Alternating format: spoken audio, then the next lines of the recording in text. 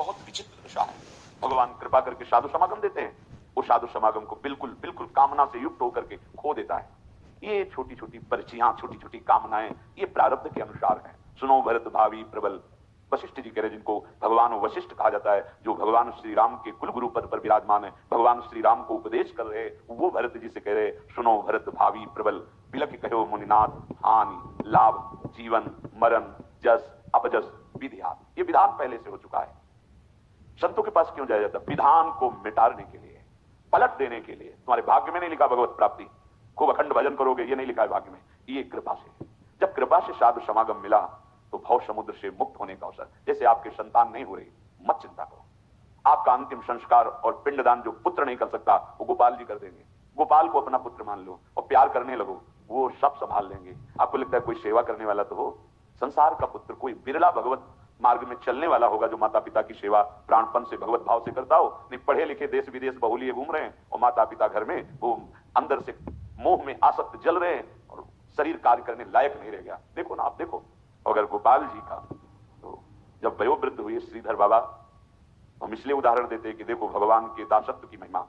उन्होंने किसी को मंत्र नहीं दिया, किसी को शिष्य नहीं बनाया, कभी जीवन में परिचय नहीं बनाया। ऐसे महापुरुष इतना बस एक गमछा टाइप लपेट लेते पूरा, ऐसे एक झोली टांग ली, एक छड़ी, बस कोई कह ही नहीं सकता था महात्मा बाहर के भाव से, नहीं, एकदम दैन्य किंचन। जब वृद्धावस्था आई, उठने लायक नहीं रह गए तो जानते हो दसियों साधु होड़ लगती थी कि आज हम सोच धोएंगे। नहीं नहीं, तुमने कल धोया था। ऐसे जैसे बालक को मां सोच कराती है, ऐसे बाबा को सोच। कितनी सेवा, कौन करवा रहा है? अरे ये गोपाल जी जिनको अपना मान लिए, अपने को गोपाल जी के चरणों में समर्पित कर दिए, अब उनके पितर के 21 पीढ़ियां तर जाएंगी। तो जैसे किसी के मन में हो कि पुत्र, शास्त्रों में आया है पुत्र नहीं होगा तो पुत्र नाम के नरक में, पुत्र का तात्पर्य संतान से होता है, कोई संतान होनी चाहिए, ऐसा गृहस्थ धर्म में शास्त्रों ने वर्णन किया है। एकादश स्कंद में भगवान ने कहा है जो मेरी भक्ति से युक्त हो जाता है वो सब ऋणों से मुक्त हो जाता है, मातृ पितृण देव ऋण ऋषि ऋण, सब ऋणों से मुक्त, क्योंकि जीवन का परम लाभ प्रभु। तो हमारे भाव में यदि आ जाए कि भगवान मेरे बेटे, और गोपाल जी को विराजमान कर लो, सब संभाल लेंगे, इनसे बड़ा कोई बेटा नहीं है। और तन्मयता करोगे तो तुम्हें दिखाई देंगे, जैसे यशोदा मैया से दुलार करते थे वैसे तुमसे करेंगे। ये हम देखी बात कह रहे हैं। एक माता जी थी बहुत ही वैराग्यवान, 20-25 वर्ष की बात होगी, टाट लगाती थी और एक ऐसे झूला जिसमें गोपाल जी इधर झोली इधर टाफी लड्डू दूध, ये स्वयं टाट लगाए, रज लगा शरीर में, और जब चलते चलते चलते रुक जाते, अच्छा तुझे भूख लगी, थोड़ा दूध पिलाया, थोड़ा मीठा पिलाया, कभी इस पेड़ के नीचे विश्राम कर लिया, कभी उस पेड़ के नीचे, जो मिला गोपाल को। गोपाल की मां नाम से हमारे वृंदावन में वो प्रसिद्ध थी, गोपाल की मां। भगवान को जिस भाव से दुलार करो वैसे दुलार कर। तुम्हें ये चिंता नहीं करनी मेरा कोई नहीं, वास्तविक कोई नहीं, हरि के सिवा तुम जान नहीं पा रहे। हरि बिनु अपनों को संसार, माया लोभ मोह है चाड़े चाड़े दबाए। ये तुम्हारे ऊपर चढ़े बैठे, तुम्हें दिखाई नहीं दे रहा। ये जो तुम्हें बहुत प्रियता नजर आ रही ना कि तुम्हें बहुत प्यार करते हैं, भ्रम भ्रम। एक कदम परमार्थ में ना चला जाए इसलिए ये तुम्हारे ऊपर चढ़े बैठे हैं। कौन?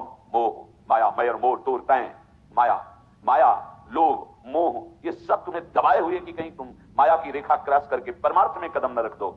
और इसके समीप ही एक नदी बहती है, काल नदी की धार। अब ये दबाकर तुम्हें काल नदी में फेंक देंगे। माया लोभ मोह ये दबाए हुए हैं, ये क्या करेंगे? परमार्थ में चलने नहीं देंगे, और इसके बाद उठा के तुम्हें काल नदी में फेंक देंगे।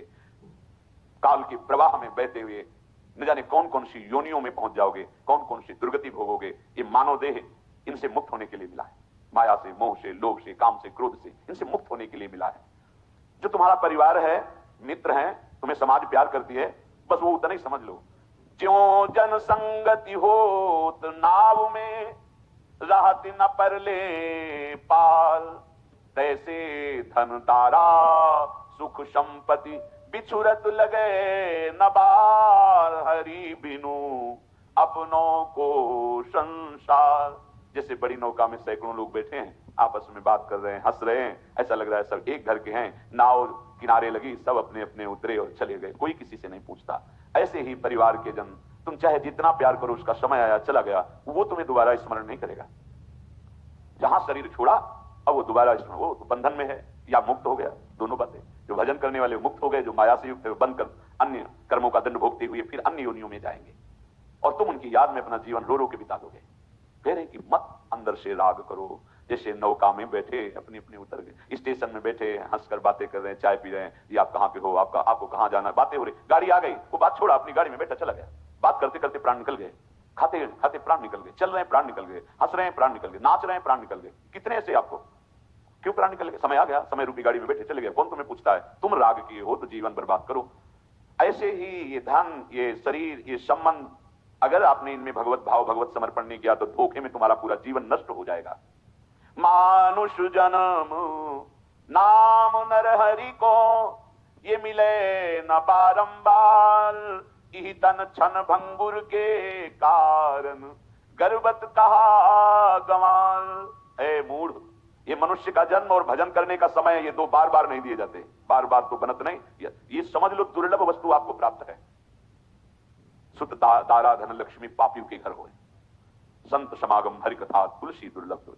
सूरदास जी कह रहे, मानुष जन्म नाम श्री हरि को, ये मिले न बारंबार, यही तन क्षण भंगुर के कारण, गर्वत कहा गंवार, हरि बिनु अपनों को संसार। ऐ मूढ़, ऐ अहंकारी, किस बात का अहंकार कर रहा है? धन संपत्ति, शरीर बल, लोक बल, व्यवहार बल, ये सब क्षण में नष्ट हो जाने वाला है।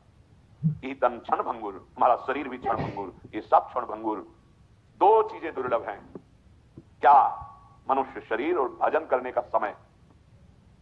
एक बड़े महापुरुष के समीप बैठे हुए थे, बहुत कम बोलते थे, तो बोले, बच्चा, गांव की भाषा, गांव, ये लाल कपड़ा पहन लिए हो तो जानते हो इसका मतलब क्या है? और नहीं स्वामी, संतोष है, जितना ले सको इसलिए अपना ज्ञान मत बगाड़ो उनके सामने। और प्रायः दो चार बातें जो सीख ली जाती ना, तो बड़े महापुरुषों के सामने जाकर वही बातें हम, मतलब अपने को ज्ञानी सिद्ध करना चाहते। अरे तुम्हें जितना आता है वो तो आता है, उनसे लो जहां आए हो लेने, चुप रहो। जानते भी हो तो तुम अपनी बुद्धि के विषय को जानते हो, और वो बुद्धि से जो अतीत तत्व है उसके ज्ञाता है, तो उनकी बात सुनो। पर प्राय देहाभिमानी जीव ऐसा नहीं, वो आके अपनी बात, हाँ शांत रहो, समझ रहे हैं, तो बहुत जानकार हो, पर जितना जानकार हो अपने आचरण में उतार पाए, हम बगा देना। हाँ, जितना जानते हो उतना जीवन में उतार पाए नहीं, तो फिर ज्ञान किस बात का? तो महापुरुषों के सामने चाहे जितना ज्ञान हो। एक आए थे, वो हमें तो प्रभु का उनका नाम भी याद नहीं आ रहा, जो बहुत उनकी पदवियां थी आचार्य की, विद्वान, संस्कृत के, वेद के, व्याकरण के, क्या क्या, ऐसे इतनी दैन्यता। तब लगा कि जो शास्त्र में लिखा है विद्या विनयम ददाति, वो साक्षात उनमें देखने को, आंखों में आंसू, साष्टांग दंडवत करके ऐसे दैन्य, ऐसा लग रहा था कि ये क्या कुछ जान। और जब डिग्रियां उनकी दिखाई तो बड़े बड़े शंकराचार्य उनके पढ़ाए हुए, उनके शिष्य, भगवान के जो मठ हैं, आदि गुरु भगवान शंकराचार्य, उनके पढ़ाए हुए कई ऐसे, और उनकी छवियां दिखाई जो उनका पूजन कर रहे हैं, वो ऐसे। तब लगा कि हाँ, विद्या का जो स्वरूप है वो अहम रहित होकर दैन्य प्रदान, विनय प्रदान करने वाला। और हम लोग दो चार बातें जानते हैं, तो हम जाकर संतों के सामने ऐसे धोखे में मत रहो भाई।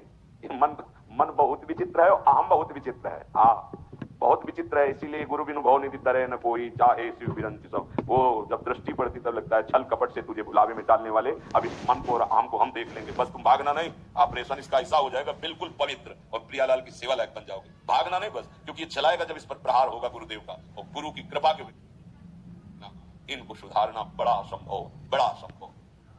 तो कह रहे हैं कि ये दो चीजें दुर्लभ है, पकड़ो दुर्लभ बात।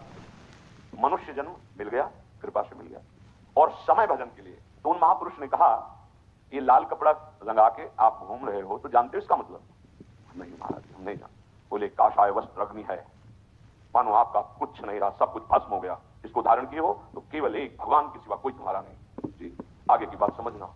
लोग तुम्हें भगवान कहेंगे, लोग तुम्हें सरकार कहेंगे, लोग तुम्हें अवतार कहेंगे। शब्द थे महापुरुषों, हमने देखा जो सिद्ध महापुरुषों के शब्द थे ना, वो वही सब दिखाई देते। सावधान रहना, ये तुम्हारे समय को नष्ट करने के लिए माया आखिरी जाल डालेगी।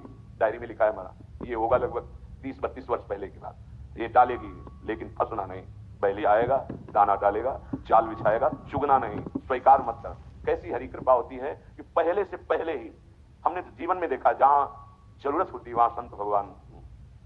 एक निराशा आ गई जब किडनी फेल हुई, सेवा में रत सुधानिधि की श्लोक उच्चारण कर रहे थे, श्री जी के पात्र मार्जन कर। हमें संतों नहीं दिखाई दे, परिक्रमा तो लगाते रहे, बहुत ऐसे दिन बाद, श्वेत वस्त्र, बहुत गोरा बदन, कृष्ण शरीर, हमको देखा नहीं, वो सामने खड़े थे। क्यों साधु हो के उदास क्यों हो?